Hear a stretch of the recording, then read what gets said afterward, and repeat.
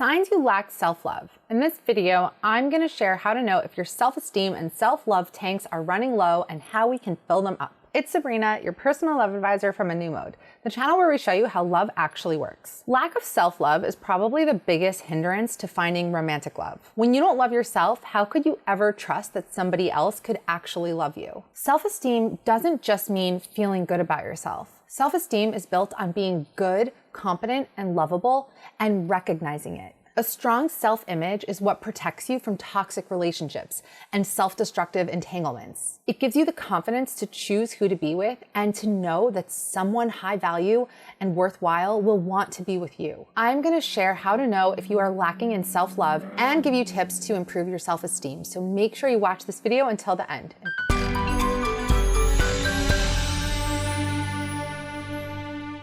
Real quick, if you like this video and find it helpful, please tap that like button. I will give you a few seconds to do that right now. Okay, thanks for that. It is a super quick, super easy way to help me out, help me grow my channel.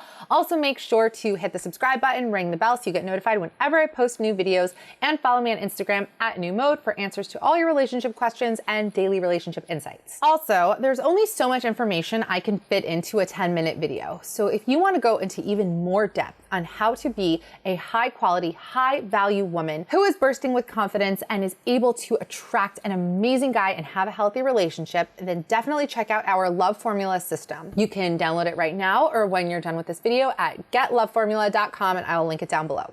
Okay, onward. Number one, you can't just be yourself. People who love themselves and feel good about themselves can just be. They just feel comfortable in their own skin and with who they are. People who lack self-love are always wearing a metaphorical mask. I feel like this metaphor was a lot different before the year 2020, but I'm not talking about actual masks. We're talking about metaphorical masks. We all do that to a certain extent. We all want to portray ourselves a certain way in certain settings, but people who really lack self-love can never truly be their authentic self. They always feel like they need to put on a front. They need to mold themselves in order to fit in with whoever they're around. They're almost afraid of being found out for who they truly are. And if they let their real self shine through, they regret it. They feel a lot of self-loathing for that. There's actually even a term for it. It's called masking. I didn't even realize this was a psychological term until I was doing research for this video. Masking is basically just trying to conform to social expectations. And this is something that people who lack self-love are very preoccupied with. Number two, you are worried about what other people think. Look, we all worry a little bit about what people think,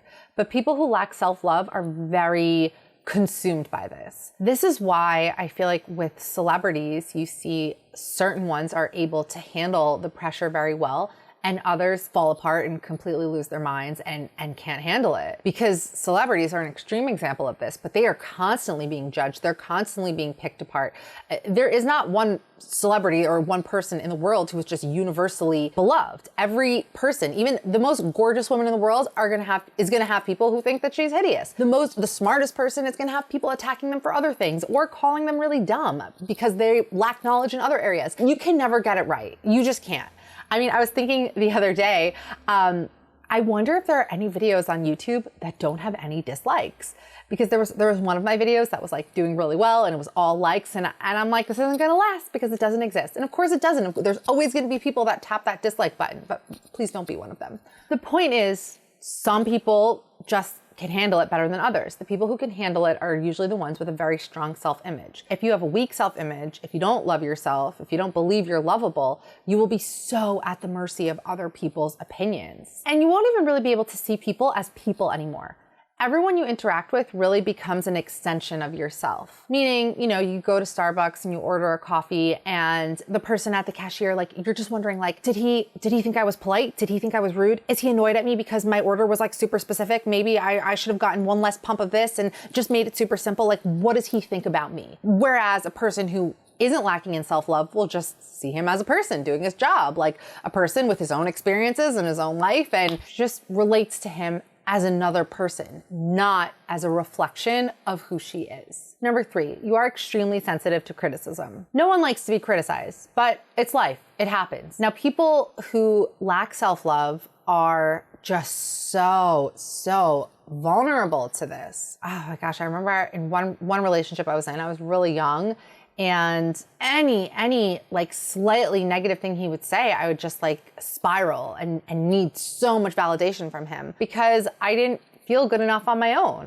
I needed to get that fix from the outside. Usually if someone criticizes you and you have an extreme reaction to it, it's because you already believe that thing to be true about yourself and you're more just upset that you've been found out. If you're somebody with a strong sense of self-esteem and self-love, then if you're criticized, it doesn't bother you so much because you realize, okay, this person criticized me. Yeah, all right, I have flaws. Maybe this is something that I could work on. Or if someone criticizes them and they know that what that person said isn't true, then it doesn't bother them because they know it isn't true. So either way, they win. The person who's very susceptible and very sensitive to these criticisms can't ever take that perspective because they're already so critical of themselves. And it hurts even more when somebody, I guess, pours more salt on that wound by criticizing them further. Number 4, excessive people pleasing. People who don't love themselves rely on others to gauge how lovable they are. So they may put someone else's needs above their own because another person's experience is so much more important because they need to make that person happy in order to reflect well back on them so that they can feed their self-esteem tank. How this plays out in relationships is a woman may, not love herself, not have strong self-esteem. She's in this relationship and she relies on him to be her sole source of self-esteem. So she does everything to please him and make him happy so that he'll be happy with her, and that will mean that she's worthy. But what happens when things don't go well? This is when she ends up in the depths of despair and degrades herself almost to get things back on track because having his love is everything because he's giving her something that she can't give herself or that she thinks she can't give herself. Number 5, you don't trust your own judgment. You struggle to make decisions, and when you do make decisions, you always second guess yourself and are scared that you made the wrong one. You can never just be at ease. You're always full of self-doubt. So this either means you're lacking in self-love or you're a Virgo. Just kidding. I'm married to a Virgo, but they can be very indecisive. Anyway, how this manifests in relationships is you may be in a relationship with a guy who doesn't treat you well, but you may constantly be second guessing yourself because you don't trust your own judgment. So you don't trust that, oh, this guy's not treating me right, I should leave. Instead, you think, no, I'm just being dramatic. It's because I did this. It's because I'm not loving enough. It's because I'm being too needy. You turn it all around on yourself because you lack self-love and you don't believe that you really are deserving of something great and amazing and of being treated well. So that's why you end up stuck with a guy who isn't treating you well. And this is honestly the most devastating consequence of lacking self-love, is just ending up in situations like this and not being able to see it for what it is, or not being able to summon the strength to get yourself out. Number 6, you feel like an imposter. There is actually a clinical term for this one as well. It is called imposter syndrome. It basically means you feel like a fraud in whatever you're doing and you doubt your abilities. You know what? I definitely struggle with this to a degree, and I definitely struggled with it a lot more early on when I started with this career. Whenever I would get praise and people would say, oh my gosh, you're brilliant, you're so good at this, I would be like, no, I'm really not. Like, I really don't know what I'm talking about. And maybe I accidentally wrote a really good article that made a lot of sense, but how am I ever going to do that again? Because that was just a fluke. And I think that I thought that way for a while, and I would be like, I would think it was fluke after fluke after fluke until eventually I was like, no, I really am good at this. I am good at giving advice. I'm really a really good writer and I'm good at this. But even to this day, I do still struggle with that feeling of imposter syndrome. And I never even knew there was a name for it until like somewhat recently, within the last few years. But people who lack self-love feel that way. They can't really accept that they're good at things. They think that anything they do well is an accident, and anything they do badly is just, proof, is just in alignment with who they are. It's just such a sad way to go through life, not ever being able to feel like proud of your accomplishments. And it's definitely like a big struggle of mine. Number 7, negative self-talk. If you lack self-love, you will always be bashing yourself. And I mean, we all do this to a certain extent. And it's important to notice when you're doing it. And you know what the song of negative self-talk sounds like. I'm no good, I'm worthless, I'm ugly, I'm stupid, I'm fat, I'm never gonna get what I want in life, nothing ever works out for me, things work out for everyone else, and I am just this lowly loser. And once you start on that path, those thoughts just keep multiplying and multiplying in every single thing. And then you notice that like one thing goes wrong after the next in your life, because negative thoughts just tend to attract even more negativity. You may find you're constantly focusing on your flaws and mistakes you made and stupid things that you said and replaying it over and over in your mind, and it is absolute torture. Number 8, you don't take care of yourself. You may have unhealthy coping mechanisms, maybe starving, binging, excessive drinking, excessive seeking male attention. You don't nourish your mind and body.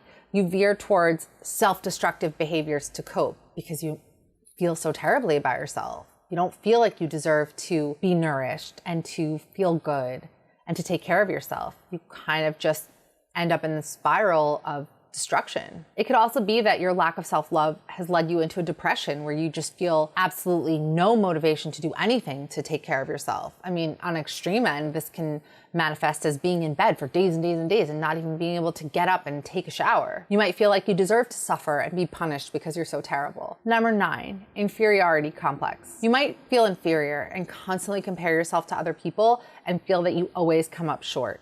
You feel like you're always the one that just doesn't belong because you are so far beneath everybody else. It could be within your circle of friends. It could be within your network of acquaintances. It could just be that that's how you feel when you scroll through social media. And like, who doesn't feel that way? We all do this to an extent. I mean, we all compare ourselves to other people, especially with social media, even though we know that it's pure BS, like we can't help but do it anyway. But people who lack self-love are even more prone to these comparisons. And they will constantly feel like they just can never measure up. They're just worthless. Number 10, you need constant assurance. In a relationship, this unfolds as you constantly needing assurance that he still likes you, he still loves you, he still cares about you. You can never just trust, you can never just be. You're always waiting for the other shoe to drop because you hold this belief deep down that nothing is ever gonna work out for you in life. And what do I tell you guys about the subconscious mind? The subconscious mind is always looking to prove itself right. If that's how you feel, you are always gonna be looking for evidence that that is the reality. You might also need constant reassurance from others. You might live for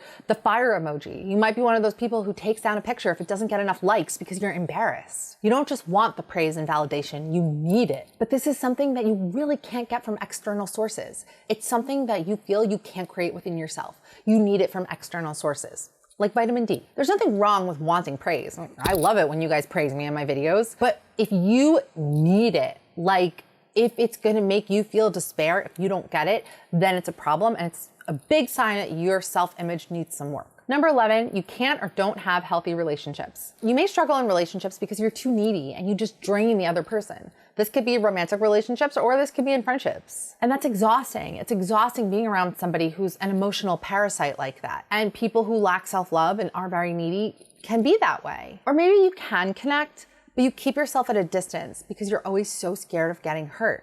So you can never really go there. Now, I will make more videos on how to improve your confidence and how to improve your self-love. And I actually do have another video on how to be a woman of high value, but I don't want you to leave this video feeling all depressed. So I will give you some quick tips on how to improve your self-esteem and your self-love. Number 1, take control of your thoughts. Your thoughts do not control you. You can't control what enters in your mind. And if thoughts come in that are beyond your control, like, oh, I'm so stupid, I'm so terrible, just say, no, I'm not. I'm gonna pluck those thoughts out like weed. I'm gonna replace them with some positive thinking. You can do this. I know it seems impossible, but trust me, it's not. Number 2, challenge yourself. Self-esteem is built upon pushing ourselves past our comfort zones. Now, personally, I recently decided to take a ballet class. Was I a ballerina when I was younger? No, I was not. I've never done ballet in my life. But I just needed something, an outlet. As a lot of you know, I'm a busy mom. I have 3 very little kids. I run my own business. I have a lot going on.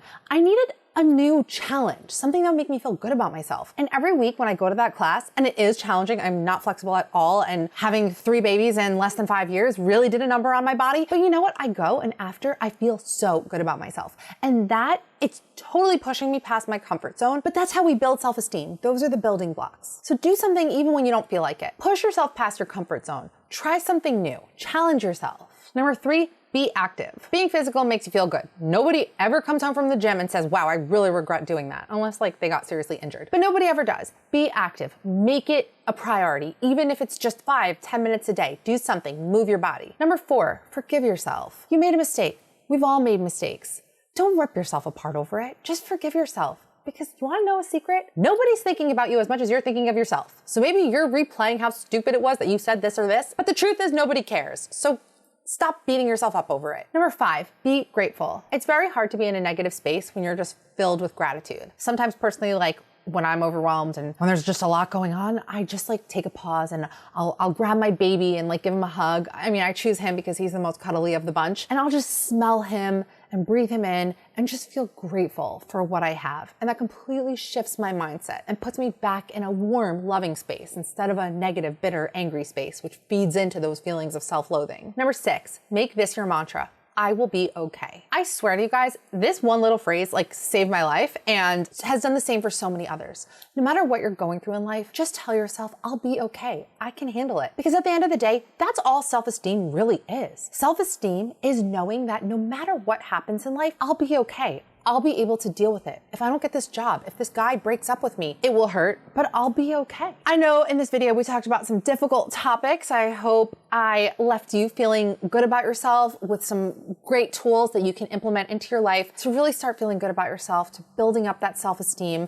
I hope you enjoyed this video. If so, don't forget, tap that like button, hit the subscribe button, ring the bell. You got a lot of buttons to tap right now, so please get to it. I really, really appreciate it. It really helps me out. Leave your questions, feedback in the comment section. Make sure to follow me on Instagram @AnewMode, and I will see you in the next video.